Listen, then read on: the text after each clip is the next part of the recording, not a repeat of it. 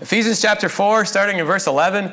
Been sharing this every week, these verses. And Jesus gave the apostles, the prophets, the evangelists, the shepherds, and teachers to equip the saints for the work of ministry, for building up the body of Christ, until we all attain to the unity of the faith and of the knowledge of the Son of God, to mature manhood, to the measure of the stature of the fullness of Christ, so that we may no longer be children, tossed to and fro by the waves and carried about by every wind of doctrine, by human cunning, by craftiness and deceitful schemes. Jesus' vision for the church, for all of you, for all of us, is that we would be mature, that we'd be full, that we'd be complete in Him, that we would have a unity of the faith, that we would be for one another, we'd be supporting one another, encouraging one another, exhorting one another, that we wouldn't be running after some crazy doctrine and another crazy doctrine and just going all over the place like tossed by the waves of the sea, but that we would be steadfast, rock solid, strong in Him and mature in Him. The way to get that, verse 12, that Jesus gave the leaders of the church, the fivefold ministry to the church, to equip the saints for the work of ministry for building up the body of Christ. The way that we become mature is not just latching onto, well, this is what the pastor said, so I'm going to do that, or following a leader here or there. The way that we get this level of maturity is through all of us getting connected with God, getting strong in God, and then ministering to one another. Then we become mature. It's, we have this mentality in the church, whether it's America or Romania, when we spent 5.5 years doing ministry there, saw the same thing. Saw it in Africa, the times I've been in different nations in Africa, Latin America, same thing. You see this mentality everywhere. People have this mentality that, well, I just come to church, the pastor ministers to me. It's the pastor's job to make sure that I'm holy. It's the pastor's job to make sure that I follow after God. It's the pastor's job to teach me. It's the pastor's job to instruct me. It's the pastor's job to keep me on the right path. Yeah, okay, we have our pastors, our leaders. It is their job to feed the sheep, to take care of the sheep. But ultimately, it's your job to receive ministry and also to minister. It says that in verse 12, it says He gave the fivefold ministry to equip the saints for the work of ministry. It's not just the pastors, the leaders, the elders' jobs to do all the ministry. It's everybody's job to take up the burden of ministry. So we've been talking about raising up leaders. This is part of our vision statement here at Cornerstone, that we would raise up leaders. And so our goal, and I think this is Jesus' goal as well, is to see you come to Jesus, and where you're at, then we help you become a disciple. We help clear out some of the junk. We help clear out some of the wrong thinking. We help teach you how to get your life in order. And then from there we go, okay, now where are your gifts? Where are your talents? Where has God called you? How has He created you to take up the ministry, to take up the burden of ministry? And then we want to equip you in every way we can to do that. Doesn't mean that you're necessarily going to be called to full-time paid professional ministry. It's such an American thing. It's not a Bible thing. But everybody's called to a form of ministry and a form of leadership. He's called you He's given you certain gifts to minister with those gifts. He's given someone else gifts to minister with those gifts and to be a blessing and to lead with those gifts. It doesn't mean that you're going to be necessarily a pastor, a missionary, an evangelist, a world-renowned Bible teacher or anything like that. Maybe you will, or maybe your gifts are uniquely suited for this domain right here. Maybe you're going to minister to your neighborhood, and you're going to pastor your neighbors and lead them to Jesus. Or maybe your ministry is you're going to make sure the floors at Cornerstone Church are going to be spotless. And you're like, that's my focus right here. I'm going to make sure everything in this church is clean. That'd be a great ministry. We'd like that. It's nice to have clean stuff. God has given everybody a ministry, gifts and talents to use for ministry, not just pastors and elders and those that we think of typically as, well, you're a minister, you do that. No, all of us are called to ministry. We're all called to take up that burden of leadership. So when you think of, the message today, I'm calling it World's Greatest Leader. When you think of great leaders throughout history, who do you think of? Just shout out some people you think of. Julius Caesar, yeah, good one. Abraham Lincoln, all right. Anybody else? George Washington. Ooh, nice. Winston Churchill. Ronald Reagan, oh yeah. There you go. There's a lot of different people we think of, right? Donald Trump, all right. Oh, you might start some arguments. Somebody might not agree with you there. I think it's a safe place here, though.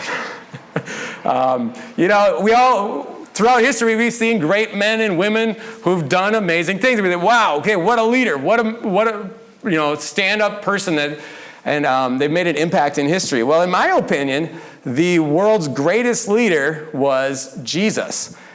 Stephen Covey, who, I don't know what to call him. He's like a leadership guru or a self-help guru. I don't know what he is exactly, but I had a planner when I was in high school. It was a Stephen Covey planner. That was my introduction to him, and I had quotes from him in there. So he has a quote about leadership. It says, "Leadership is communicating to people their worth and potential so clearly that they are inspired to see it in themselves." Communicating to people their worth and potential so clearly that they are inspired to see it in themselves. If that's what a leader is, I don't think anybody matches Jesus. Jesus was able to take these 12 guys, 12 disciples from various walks of life with not particularly talented guys to build a religion or build a new kingdom. Talented at fishing, more or less. Talented, Matthew, probably a great tax collector. And each of them, they had their gifts and their talents. But Jesus was able to take these assorted guys from all walks of life, different political persuasions, different skills, different gifts, different callings. He was able to take these guys, invest in them, and use these guys as the bedrock of a new kingdom, as an organization that has lasted 2,000 years. These 12 disciples, and you read the Gospels, and these disciples, they screwed up a lot. And they said a lot of dumb things. They did a lot of dumb things, which is encouraging to me and everybody else alive today, because we're like, okay, if God could use Peter, he could use me.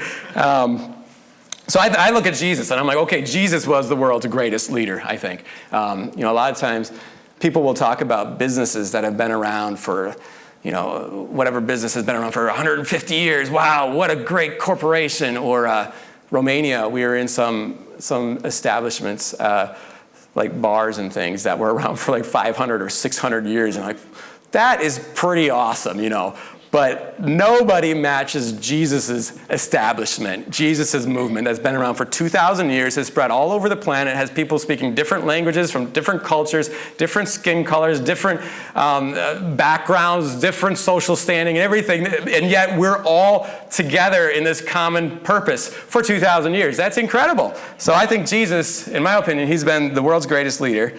So today I want to talk about 4 qualities that are essential to being a godly leader. And these are qualities that we should all aspire to, and they're qualities that you see in the life of Jesus. Number 1, Jesus completely depended on the Father.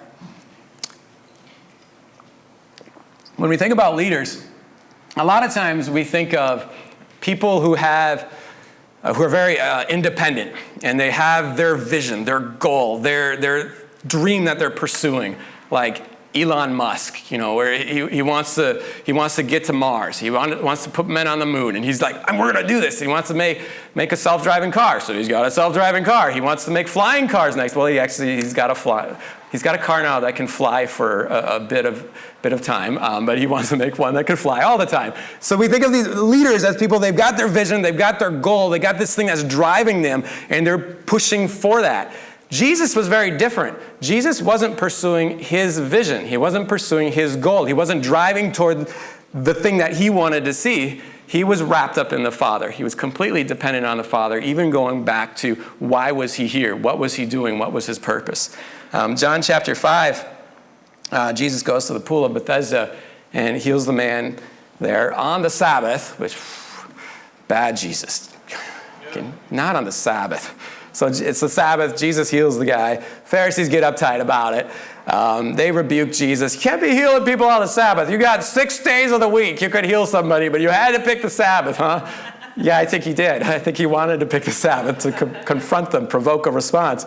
And so Jesus answers effectively, hey, my dad is working every day, so I think I can work every day as well. Well, that made things worse, because then the Pharisees are like, he just equated himself with, he called God his Father and put himself on the level with God. Not cool. So now they're even more offended. And then he says to them, truly, truly, I say to you, the Son can do nothing of his own accord, but only what he sees the Father doing. For whatever the Father does, that the Son does likewise. This is one of the things that marked Jesus' leadership, is that he did what the Father was doing. He didn't have his own vision, his own desire, and say, man, I'm going to build this thing. It's going to be awesome. He said, God, Father, what do you want me to do? How do you want me to do this? And what the Father said, he did. Where the Father showed him to go, he went. He was completely submitted to the Father, completely dependent on the Father. John chapter 12, verse 49. For I have not spoken on my own authority, but the Father who sent me has himself given me a commandment, what to say and what to speak. He's not even saying what he wants to say. He's saying what the Father is telling him to say, doing what the Father is telling him to do. Even as a 12-year-old, we all know the story when he leaves Joseph and Mary and they can't find him. Well, they end up finding him in the temple teaching the teachers of the law and teaching those who should know way better than a 12-year-old kid. But they're all gathered around him and he's teaching them. And then as they come up, they're like, Jesus, what the heck? We thought you were with us, but you can't just run away like this. And he looks at them and goes, did you not know that I would be about my Father's business? It's like, come on. I'm here to do God's work. I'm not here in the temple because I thought it'd be fun to run away from you. No, I'm here to do the Father's business. That's what his whole life was about. Even in the Garden of Gethsemane, we all know the classic story. He's awaiting the crucifixion, and he prays. He's like, Lord, if it's possible, Father, let this cup pass from me. Because he knows what crucifixion means. He grew up in Galilee, and in Galilee there were a number of Messiah pretenders that were crucified, and he would have walked past their bodies hanging on the crosses. He probably would have heard their groans. He would have smelled the smells. He knew the suffering that crucifixion meant, and nobody would ask to go through that. So he's praying, saying, Lord, if it's possible, let this cup pass from me, but not as I will, as you will. Everything about Jesus, he lived dependent on the Father, directed by the Father, submitted to the Father. He wasn't here building his own organization, pursuing his own dreams. He was here to lay his life down first to the Father and then to those the Father loved, for us. John 4, verse 34. Jesus is in Samaria ministering to the woman at the well. And then the disciples are gone getting food, and then they come back with food, and Jesus is not very hungry. And he responds to the disciples, my food is to do the will of him who sent me and to accomplish his work. The thing he desired, the thing he wanted, the thing that he needed in his life was not a sandwich, not food that fed the physical body, but he needed to do the will of God. He was so wrapped up in not his own vision, not his own desire, but submitting to the Father, doing what the Father called him to do. Jesus isn't the only godly leader we see with that attitude in the Bible. Going all the way back to the Old Testament, you see guys like Abraham. God tells Abraham, hey, go leave where you are and go to a land that I'll show you. And Abraham goes, okay, where do you want me to go? And he follows God. And then God, he's in one city, and then he tells him to go to another one, and another one. Abraham is just continually submitting to the Father, going where the Father called him to go. Moses, same thing. He's seeking God in the tabernacle constantly, spending time in the tabernacle, coming out and ministering to the people as God leads him to minister. And then he doesn't, as they're wandering through the wilderness, he doesn't get to go wherever he feels like going. He doesn't look at the map and go, you know what, it looks like there's a good water source here, we're going to go over there. Or, I've heard the beaches are great over there, let's head over there. The mountains will be cooler, let's go up in the mountains. Where do they go? They go where the pillar of cloud and the pillar of fire go, following the Father, being led by the Father, submitted to the Father. Joshua was great at, Moses follows God, and then he died before the Israelites got into the promised land, but he gave Joshua, he passed the commandments on to Joshua, and he told Joshua, all right, now you take them into the promised land. This is how you're going to do it. He lays it all out, and then Joshua does it.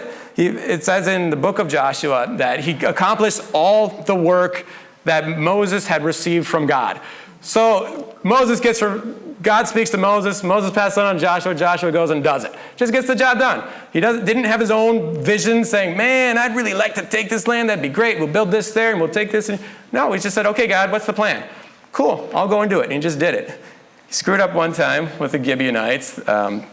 It says specifically that he didn't pray, didn't ask for wisdom there, and he made a mistake there. But for the most part, Joshua was submitted to God, listening to God, following God. King David, same thing. He's always inquiring of God. And one of the differences you see between David and Saul, oftentimes in the Old Testament, it talks about Saul seeing that something was a wise decision, or seeing that these people were strong or wise people, so he added them into his kingdom. King David, is always praying, always inquiring of God. Should I attack? Should I stay back?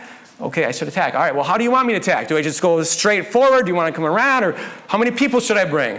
How long should we advance for? He's constantly inquiring of God, saying, Lord, it's not my vision. I'm not dependent on my wisdom, my understanding. I want to depend on you. What do you want me to do? New Testament, same thing. Peter, Peter, he's a Jew. And in the law at the time, Jews would not associate with Gentiles. And yet Peter has this vision where God basically prepares him to understand that he's reaching out to the Gentiles. And then next thing you know it, there's some Gentiles show up at his door, and God tells him, go with the Gentiles. And he's like, okay. Goes with the Gentiles, and the Holy Spirit falls on him at Cornelius' house there. So he's being led by God, not following his own vision, not saying, hey, well, I can't do that because those are the Gentiles, we're the Jews, we don't associate. He's following God. Paul is he's bringing the gospel everywhere. And at one point, he's got a vision to go into Asia.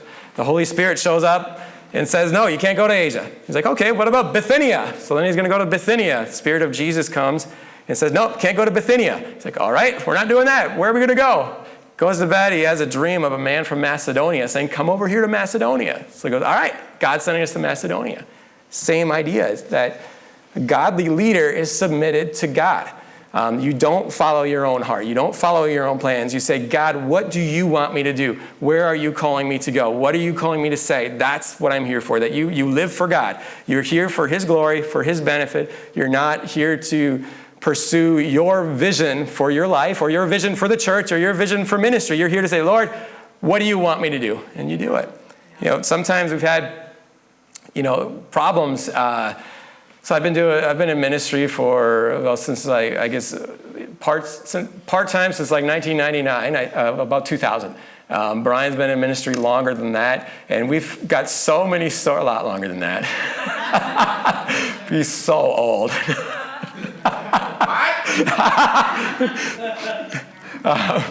We've seen so many people come and go that, have their vision. They're excited to do this or do that. And they'll come in, this will be an example that I haven't seen this in particular, but let's say, we've got our coffee bar back there. Let's say somebody comes up to us and says, hey, I feel like I could lead the coffee bar. I'm like, all right, sweet, go for it.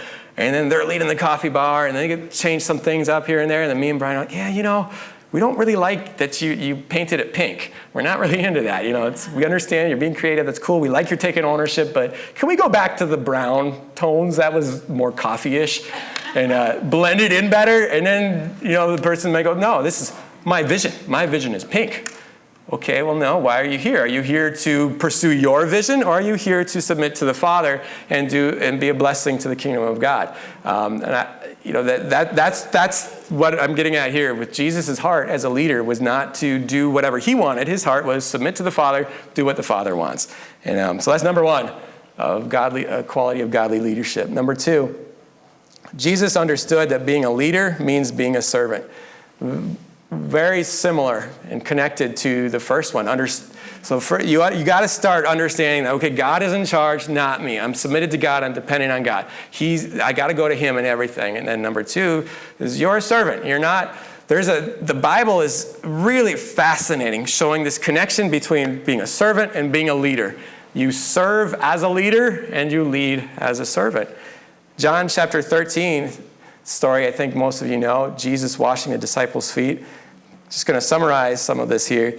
So Jesus and the disciples, they're eating dinner together. It's near the end of Jesus' life. And suddenly Jesus gets up and he changes his clothes. He takes off the normal clothes of a teacher, of a rabbi, and he comes back just with a towel wrapped around himself, the clothes of a slave. And then he's got a bucket of water and some towels, I assume, and he goes up, I guess he has a towel wrapped around him, and he goes up to the disciples, and one after another, he starts washing their feet. This wasn't just some weird ritual that Jesus thought, yeah, let's do something funky. Let's wash some feet today. Blow their minds. This was actually a normal thing that a slave would do in a house. When you go to a house and you're going to have a dinner there, well, the owner of the house would call their slave up. The slave would wash your feet.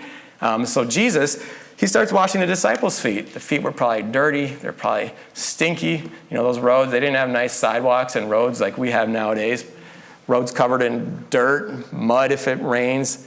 When I was in Uganda, we were out in the countryside, and there were these dirt roads everywhere, and then suddenly it started raining, like sheets of rain just pouring down, and it just turned to mud everywhere. And we're in this bus, people start coming into the bus, and they're covered in mud, and everything's just covered in mud.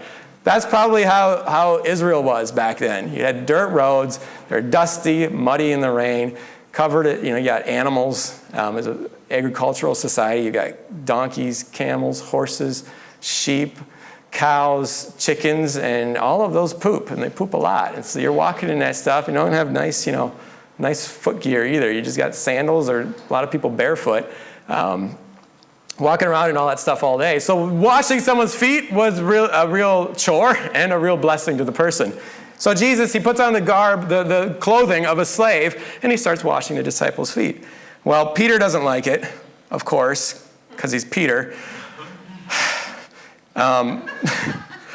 Let's pick up verse 12. When he had washed their feet, so Peter doesn't like it, but Jesus is like, well, you got to let me do it anyway. Verse 12, when he had washed their feet and put on his outer garments and resumed his place, he said to them, do you understand what I have done to you? You call me teacher and Lord, and you are right, for so I am. If I then, your Lord and teacher, have washed your feet, you also ought to wash one another's feet.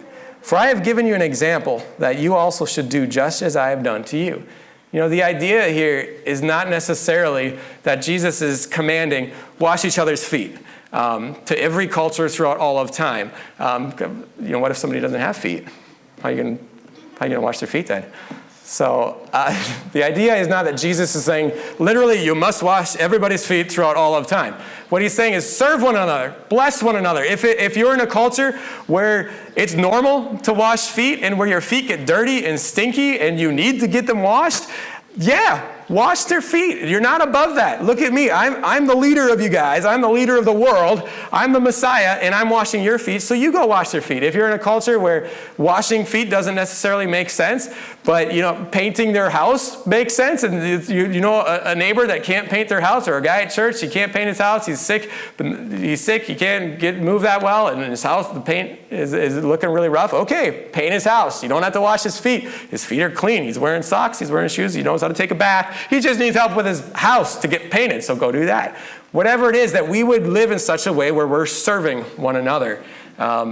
There's nothing wrong with washing feet either. I've been a part of foot washings, and it's been a blessing, and it can be something powerful that happens in that, where it really is a powerful demonstration of service and humility. To get your feet washed is very humbling. I don't like people touching my feet. Does anybody like that? No, nobody likes that. Leave my feet out of this, all right? What did my feet ever do to you? So, it's very humbling to get your feet washed, and it's humbling to wash somebody else's feet. In Romania, we did a foot washing with our gypsy church out there, and it was fun because we had some Romanians and some gypsies in the church. We had some people coming in suits and ties, and some that were straight off of their sleeping on the street, and they'd come in just filthy. Wow, it was so humbling and powerful on both ends of that. So it can be something very powerful, but I don't think Jesus is saying specifically this is what you must do over all of time.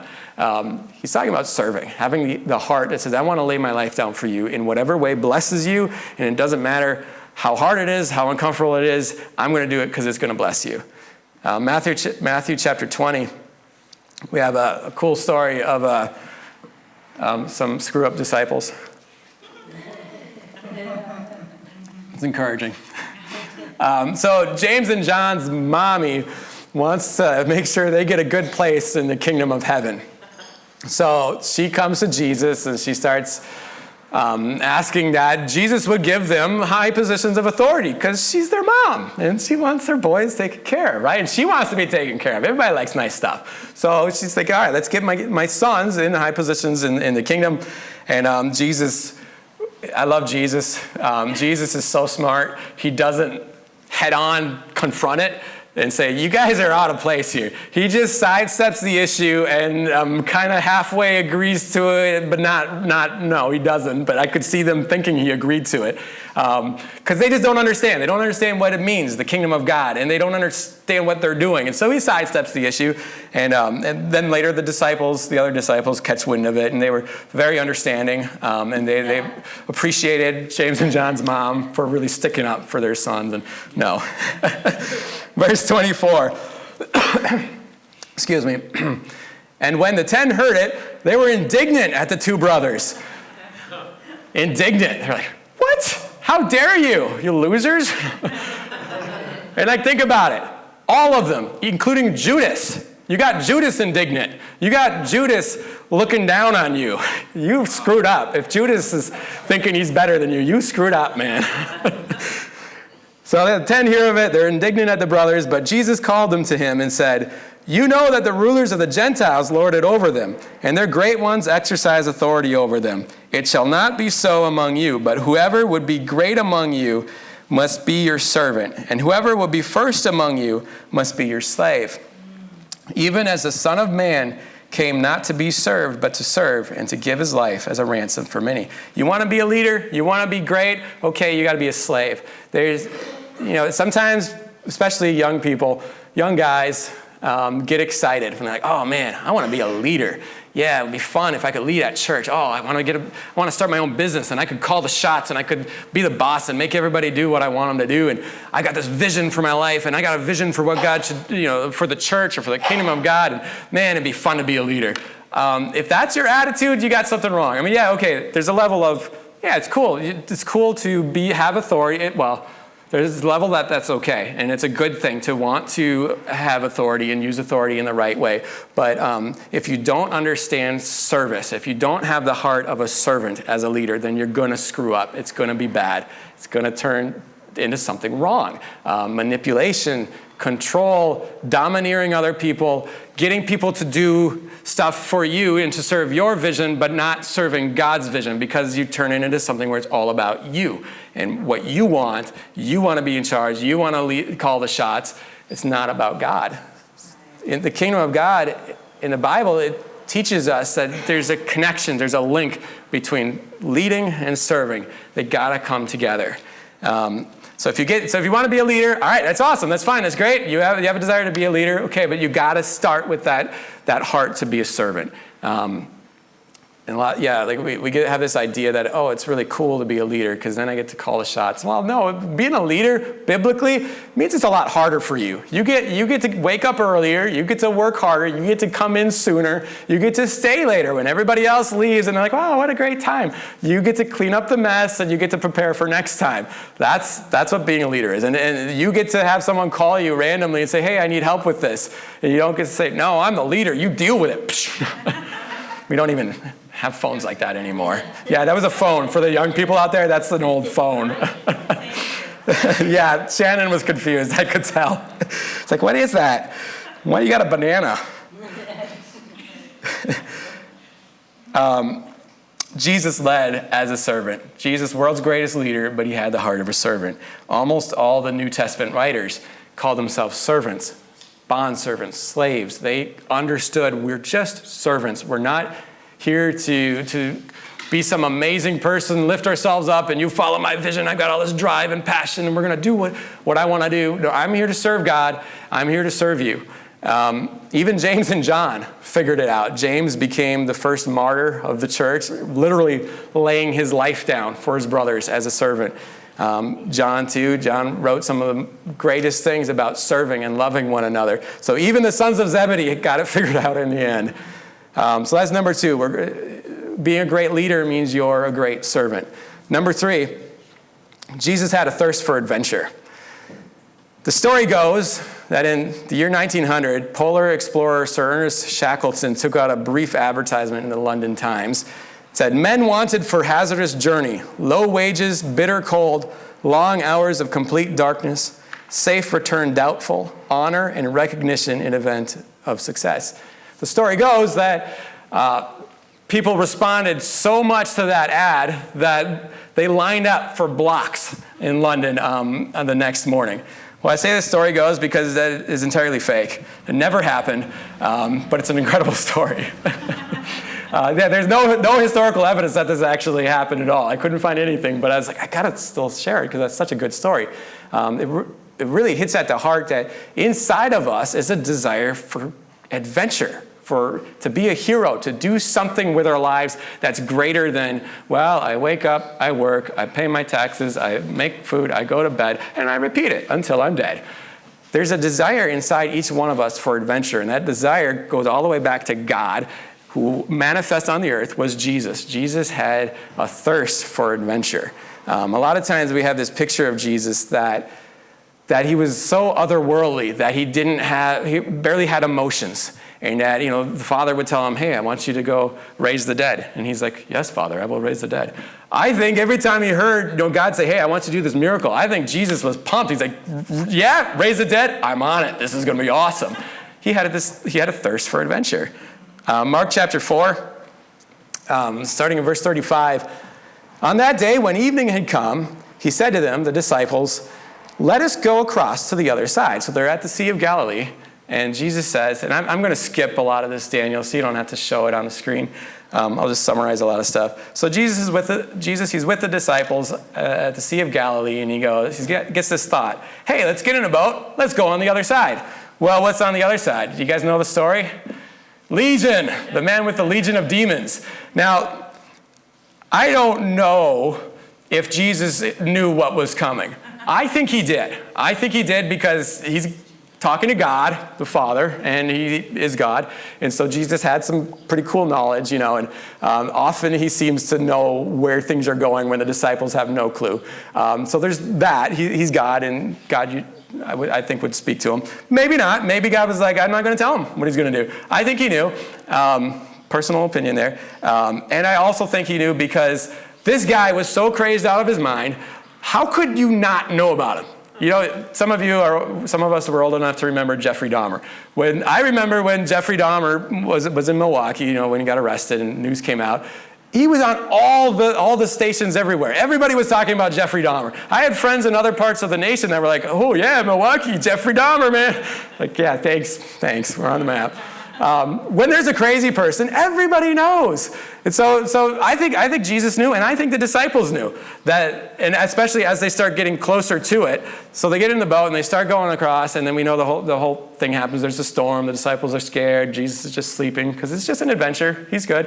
And then I think as they get toward the other side, for sure by then, I think the disciples, if they haven't figured it out yet, I think by then they're like, you know what? Isn't this the region where...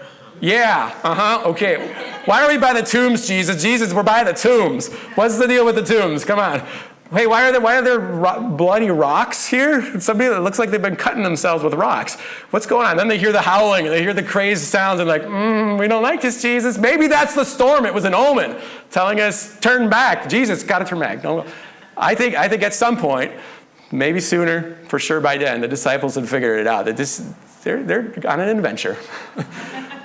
So they get there, and we all know, most of us, we know how the story goes. So there's a man waiting for them there, and he's a demoniac. He's got so many demons inside of him that the man says, we are legion, for we are many. A legion at the time was about 5,000 soldiers. So did it mean he had exactly 5,000 demons? We don't know. But he had a lot. He had a lot of demons, and he was very messed up. He's living in the tombs. He's refusing to wear clothes. He's cutting himself with rocks. The villagers around, they try to hold him with chains and shackles, and he breaks them. So just crazed out of his mind. Well, he sees Jesus and the disciples, and the demons in him provoke him to come to Jesus and fall down at Jesus' feet. And then Jesus starts casting the demons out. And then as he's casting the demons out, the demons say, well, no, don't send us out. We don't want to leave. We're comfortable here. Hey, there's some pigs. Let us go into the pigs. I don't know why it would be more comfortable in the pigs, but they wanted to go in the pigs, and Jesus said, all right, fine, you can go into the herd of pigs. They go into the herd of pigs. The pigs freak out because they got demons in them now, so that'll freak you out. They run down into the water, drown themselves, so the demons, tricked by Jesus. And then everybody in the region learned about bacon. So all this happens, and then the pig shepherd, the pig herders, the bacon herders, they freak out. They go into the village, like, oh my gosh, our deviled hams are gone, and we don't know what's going on. The whole village, that was good, wasn't it? Brian looks like he's in pain. Brian needs a doctor now. He had this grimace. You were like shaking your head like, oh, what? Doctor who? Where was I going? So then the whole region comes out and they're like, yeah, we're not cool with this guy. Get out of here. We don't know what's going on. It's cool the demoniac was set free. He's wearing clothes now. We appreciate that. He's in his right mind now. Also good. That's a win. But you're freaking us out, Jesus. So they make Jesus and the disciples leave. That's an awesome adventure. All starts with Jesus going, hey, you want to go to the other side? Let's check it out. I hear there's a crazy demoniac over there. Come on. I think Jesus had a thirst for adventure. It's another time, Matthew 14. So Jesus and the disciples, they had just multiplied food, fed 5,000 men, and in addition to, we don't know how many women and children were there as well, with just a few loaves and fishes, which also, I'm sure, when that happened, when God reveals to Jesus, hey, so the disciples come and say, what are we going to do? They don't have any food. I'm sure Jesus does a quick little prayer, and it's like, God, Father, what do you want us to do? This is kind of a big situation here. And the Father's probably like, you're going to love this, Jesus. Yeah, there's a kid with some fish, and I want you to multiply it and feed everybody. And I'm sure Jesus was pumped. He's like, okay, I've got to try to control myself, not let the joke out yet. And he's like, all right, guys, you're going to multiply the food. And then bam, everybody gets food. I think Jesus enjoyed doing miracles. I think he really enjoyed blowing people's minds and had a lot more fun than we imagine him being. I don't think he was as stuffy and religious as we think. So they just multiplied the food, and then we get to verse 22, Matthew 14. Immediately he made the disciples get into the boat and go before him to the other side. Don't worry, it's a different other side this time. It's not. The demoniac's good now. While he dismissed the crowds. And after he had dismissed the crowds, he went up to the mountain by himself to pray. When evening came, he was there alone. But the boat by this time was a long way from the land, beaten by the waves, for the wind was against them. And in the fourth watch of the night, he came to them walking on the sea. So we read that, and we're like, oh yeah, Jesus is praying, and then he's walking on the sea. Just normal Jesus stuff. He's walking on the sea. That's awesome. So, it's Jesus and his disciples, they're ministering, and then he sends the disciples off, and then he dismisses the crowds, and then I'm sure Jesus was like, well, I need to pray. That's probably why he sent the disciples off, because he can't handle them anymore. He's like, you guys are driving me nuts, all your questions, and you don't get it. I need some time with my Father to just kind of vent to him a little bit and pray and deal with this stuff. So he goes up on the mountain, and he spends some time praying. We don't know. That's conjecture. I don't know what Jesus was praying about. Maybe he was praying about the disciples. Maybe he's praying about where the ministry is going. Maybe he's praying about the cross. And he's like, Lord, I know where this is headed, and I need some strength to keep going with this. We don't know. One of the things that he probably prayed about, in my mind anyway, was a very practical thing. So he sent the disciples away. His ride is gone. So he's probably asking the Father, so what should we do? Do you want me to hire a boat? It's probably too late for that because all the fishermen are out fishing now. Should I get a camel, a donkey? What do you want me to do? And I imagine Jesus, as he's praying, that he starts telling the Father, you know what I would really want to do? You know what I've been thinking about every single time we get in that boat? Can I just walk on the water? Would you just let me walk on the water? And the Father's like, yeah, do it.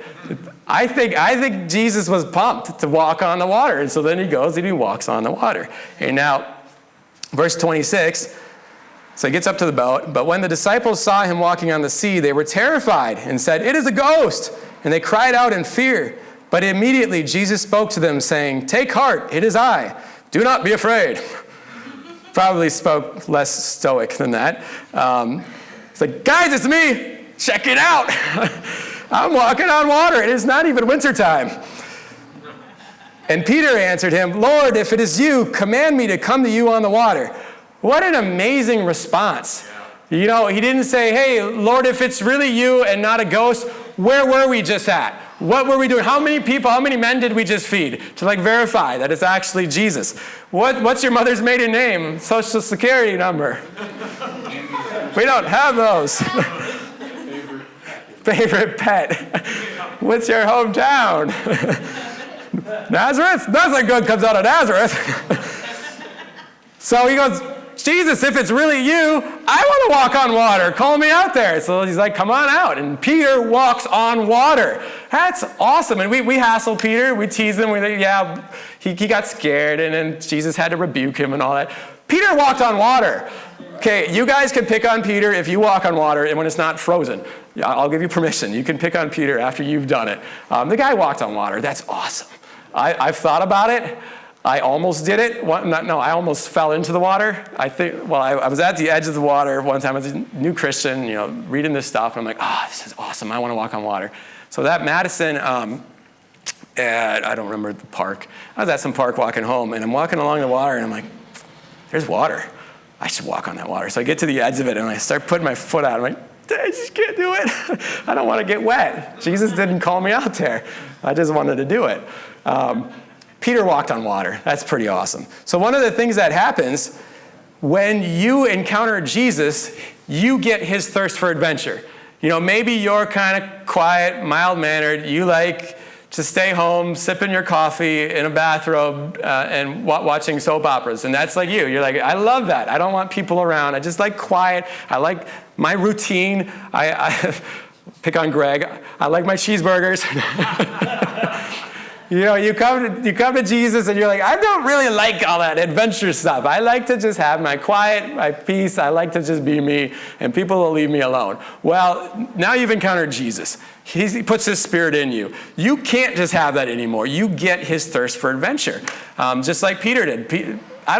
Without Jesus there, Peter never would have thought, let me just go walk on water. I bet God will let me walk on the waves. Wouldn't he do that? No, I don't think Peter ever thought that. But because Jesus is there walking on the water, and Jesus has this thirst for adventure, and Peter has that thirst for adventure. Number 4. We're doing all right. 11:30. I feel like it's later than it is. I don't know. Because it's so beautiful out there, I just want to leave. And the door is open too, so you guys can't see. I know you get something beautiful too, but yeah, for sure.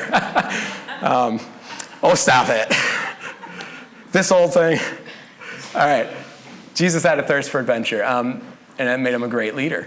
Number 4, Jesus ignored the critics. When God calls you to do something, you have to have this determination in your heart where you say, I'm going to stick with it no matter what. I don't care. The critics will come. Haters are going to hate. It's just going to happen. People are going to hassle me, but God told me to do it, and so I'm going to do it. Jesus was constantly getting hassled by the powers that be. He's constantly getting criticized. He's constantly having Pharisees or teachers of the law, Romans, and his own disciples hassling him about his decisions and about what he knew. This is what God called me to do. They're constantly giving him problems. But you got to have your heart. But Jesus had his heart set where he knew, this is what God called me to do. Oh, well, come what may, I'm going to stick to what God told me to do. That's got to be our heart. God has called you to a level of leadership. He's called you to a level of ministry. And so you have to have the heart that says, I'm just going to do it. People will criticize. People might not like it. They might come and say, well, you should have done this, A, B, and C. Oh, well, you did what you felt like God called you to do, and you stick with that. And that doesn't mean that you stubbornly, that you never receive counsel or correction. If somebody comes and gives you good advice, you go, oh, cool, I'm going to do that next time. You don't just stubbornly stick to something because you want to be stubborn. You do what God told you to do, and you do what you feel like God told you to do, and if it was wrong, then you correct it, and you apologize, you fix the problems, you fix the mistakes, and you deal with it and do better after that. One of my favorite quotes in all the world is by Teddy Roosevelt. He's got a lot of really good quotes, but this is one of my favorite by a guy who has a lot of really good quotes. It is not the critic who counts, not the man who points out how the strong man stumbles or where the doer of deeds could have done them better. The credit belongs to the man who is actually in the arena, whose face is marred by dust and sweat and blood, who strives valiantly, who errs, who comes short again and again because there's no effort without error and shortcoming, but who does actually strive to do the deeds, who knows great enthusiasms, the great devotions, who spends himself in a worthy cause, who at the best knows in the end the triumph of high achievement, and who at the worst, if he fails, at least fails while daring greatly, so that his place shall never be with those cold and timid souls who neither know victory nor defeat. Isn't that a great quote? Part of being called to lead and being called to ministry is that you don't worry about failing. You don't fear making mistakes. You go, you try it, and if you made a mistake, then you fix it. If people criticize you about it, then you go back to God, you say, God, did I screw up there? Or should I just keep going? And then you adjust from there. But you don't let that fear of failure or fear of rejection or fear of man stop you from stepping out in faith and doing what you feel like God's saying to do. That doesn't mean just go be foolish and everybody around you is like, no, you should not jump off the roof. And you're like, I'm doing it because listen to wisdom. Richard has been teasing me every week. He's like, Jake, if you keep talking about, trying to stir us up to do stuff and take more ownership, I might just come in and paint the church purple someday. Yeah, please don't do that. Please don't paint the church purple. Richard knows. He was only joking. But what if you do? What if you make a mistake? What if you come in and you paint something the wrong color? Or what if you start leading in the coffee bar and you forget to put the coffee grounds in and everybody just gets hot water? My wife will be very mad. She's like, I need my caffeine. You go put coffee grounds in next time and you do it better. Or you know what, you come and paint the church purple. That would really bother me. Please don't do that. But if you do something, you paint something the wrong color, we can repaint. You can repaint. You're the one who painted it wrong to begin with. You can repaint. It's not a big deal, and we might tease you endlessly about it. Purple? Yeah, Kathy knows what. Somebody painted lips on the downstairs one time. It wasn't supposed to be lips, but we all came. We're like, it looks like lips. Like, it got repainted. It does not look like lips now. We're good. But it's okay to make mistakes. Don't stop doing stuff because you made a mistake. Just learn and grow, and then you try again, and you might make another mistake. Now, instead of lips, now it's like a nose. And you're like, what? What the heck is wrong with me? And then you go, maybe I should have Jonathan paint, because I've never seen any lips or noses on Jonathan's houses that he paints. So one time years ago, Jesse and I were doing youth work here, and I had heard about this Christian hell house. You guys know what Christian hell houses are? Okay, it's like a Christian haunted house, but they show you like people going to hell. Really encouraging. No. Love it, man. It was just like, for a while, this was like the evangelical Halloween thing, scare the kids into getting Jesus. Some of it was good, actually, honestly, because very good production. You go through this house, a massive facility. It wasn't a house. It was like a big facility. You go from room to room, and you see, like, here's a scene of kids they're doing drugs, and then they happen to overdose, and then they die, and then you're like, wow, okay, that's traumatic. And then you see somebody drinking and driving, and then they die, and then one after another, these bad situations, and then people die, and then you go through hell, and you see them suffering there, and then you see like someone praying and then following Jesus, and then they go to heaven. So you see, like, it was actually really dramatic to see the difference between following God and following the enemy. It's not quite as disturbing as it sounds, but so we'd heard about this one up in Marshall, Wisconsin. Some friends in the youth ministry had told me about it, and so thought, man, that'd be fun to do a trip with the youth group up there. So I looked up on Google Maps how long it takes to get there and when it starts and the cost and everything. And I was young in the ministry at the time.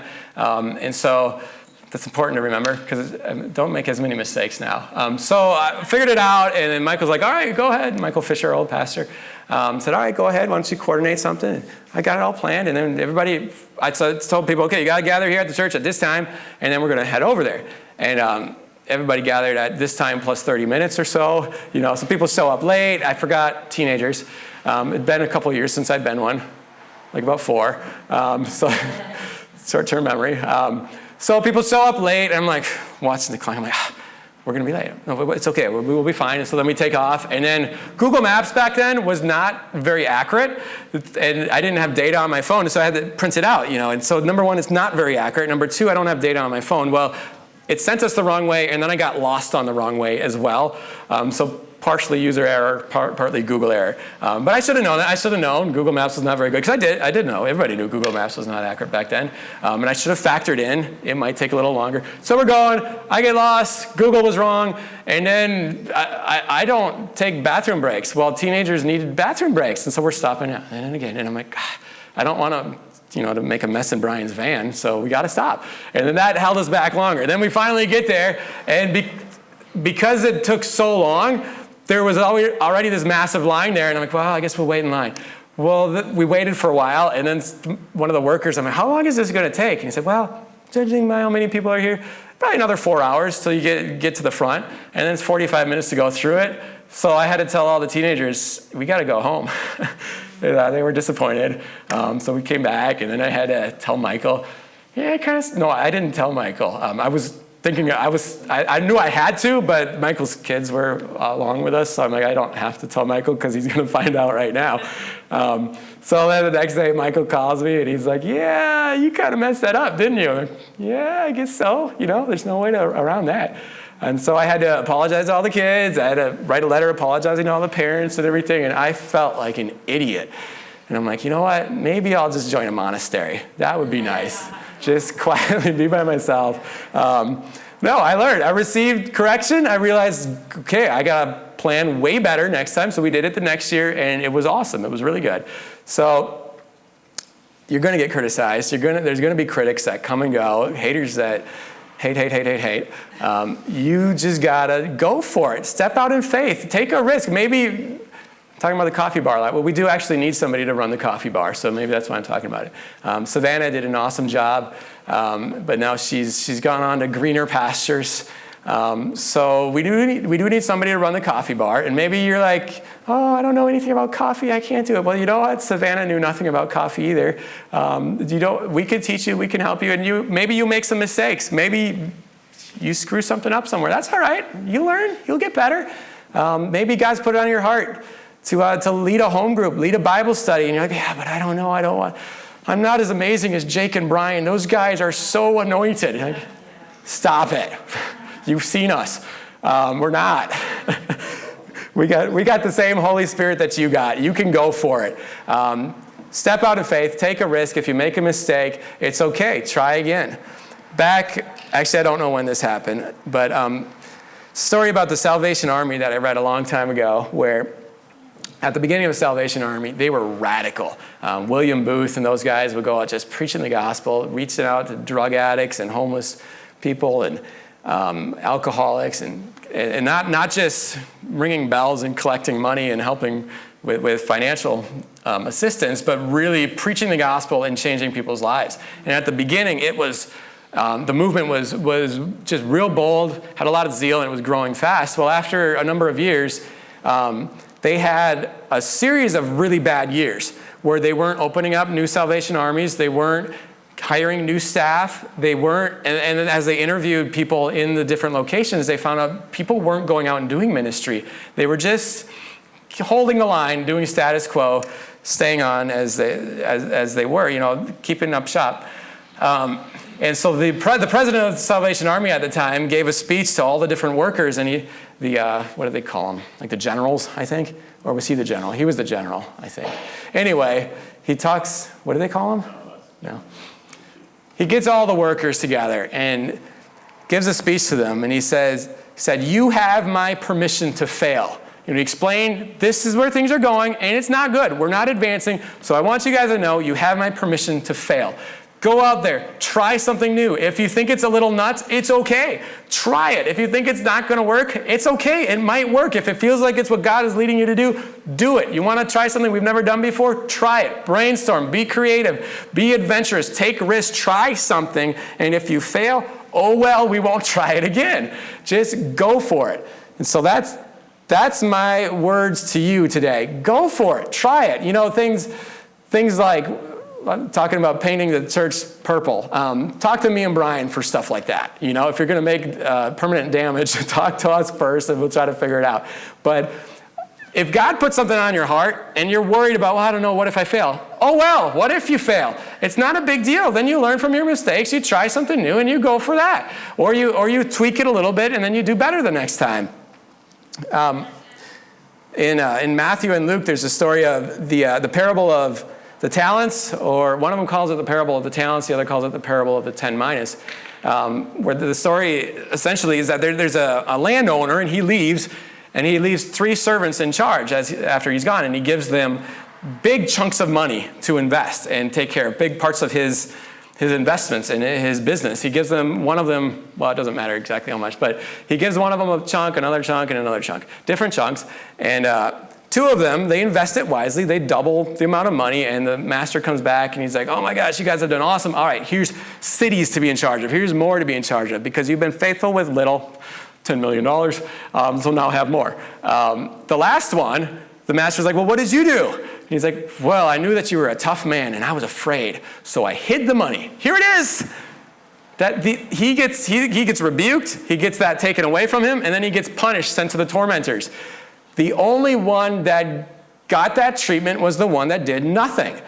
Just step out, do something. God has given you gifts. He's given you talents. He's given you a desire to serve. He's given you a thirst for adventure. Just do something with that. The only way you'll get in trouble is if you just sit around and do nothing with what God has given you. And at the end of your life, he's like, I gave you this, this, and that. And what? You watched YouTube and Netflix? Way to go. Way to go. Your binging habits were phenomenal. No, do something with what God has given you. All right, I think that's, one last little story. As you decide, as you cast aside the fears, you cast aside the worry, and like, oh, what if there's going to be critics, and what are the haters going to say? As you lay that down, and you just decide, okay, I'm going to do something. And, oh, well, if I make a mistake, I'll apologize, I'll fix it, we'll work through it, and I'll grow. And you just do something. What you'll notice will happen is other people get inspired to do something too. If your heart is, it has this like ripple effect. One time in Madison, I was a young Christian, and we had this old former rock club that we were meeting in as the church, and it smelled bad, it was dirty, it was dark, creepy. We were trying to fix it up.